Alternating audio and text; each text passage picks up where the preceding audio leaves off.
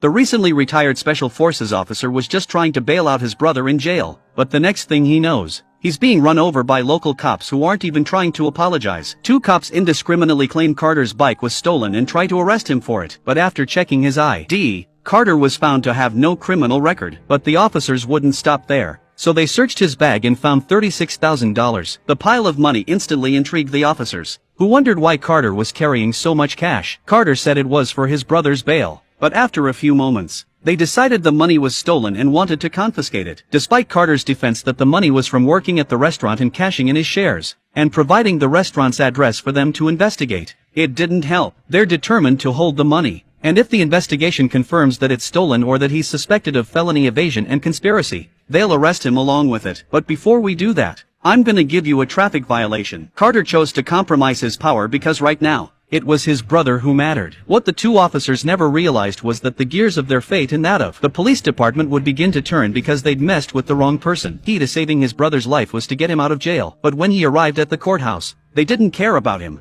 The staff said coldly that without the money, everything was out of the question. Even if he took out a slip of the bail money that was seized by the police, it didn't help at all. Carter called the owner of the restaurant he had been working with to explain the situation, and when he found out that he needed money, he agreed to do so, but it would take a few days. That night Carter camped out by the river without any money, a situation he was used to for a retired Special Forces soldier. But he couldn't understand how he had dedicated himself to his country and now he was in this situation. As the saying goes, it's all right to take a step back, but the more you take a step back, the more angry you get. After pinpointing the location of the police station, Carter decided to do something about it, and the next day he went to the police station alone to file a report. The cop who took his money was surprised, but he didn't take him seriously and threatened him with a false report. Behind him, the chief of police came up and said that it was rare for an alleged conspirator like Carter to be able to talk to the law, and warned Carter that he would face felony charges if he ever harassed one of his officers again. The wily chief even flipped off Carter's recording device. Carter realized that the chief was in cahoots with these cops and that the police department was rotten from the inside out. Carter had no choice but to give in,